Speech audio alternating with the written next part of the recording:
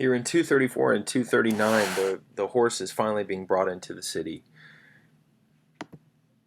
We part or we divide the walls, and we reveal or lie open the moinia of the city, the walls, or maybe even the buildings of the city.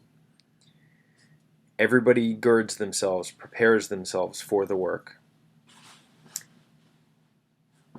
They place the gliding of wheels underneath its feet, and they stretch hempen or flaxen ropes on its neck.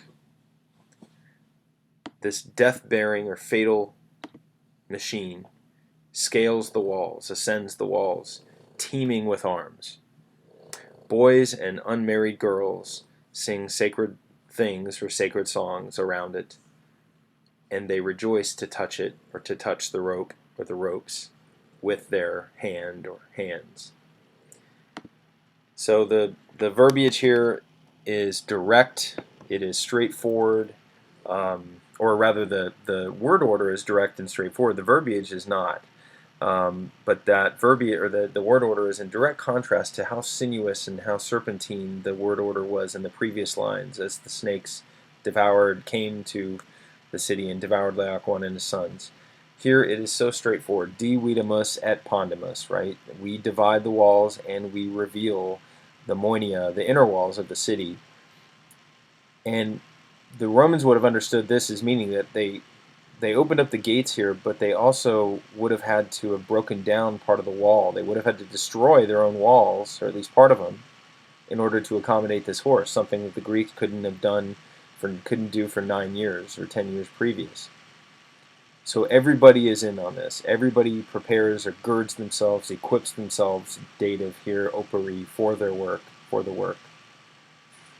And then some artful language here.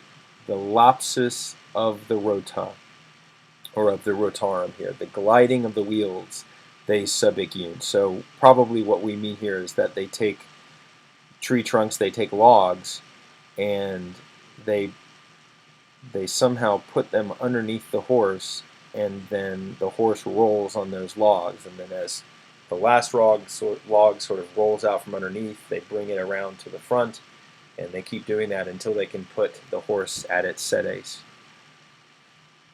They stretch wincula on its neck, and I think Colo here, we have to think of Laocoon being strangled by the serpents with his Colo there. And then scandit is a really curious verb here.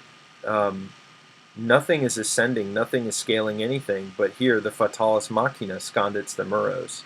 It passes through the walls, and it might even be going up in elevation slightly as it does, but it is not climbing them. It is not ascending the walls. So it's an interesting visual that Virgil's giving us here with scandit. And then here is the clincher here, feta armis. It's pregnant with arms, right? Teeming with arms.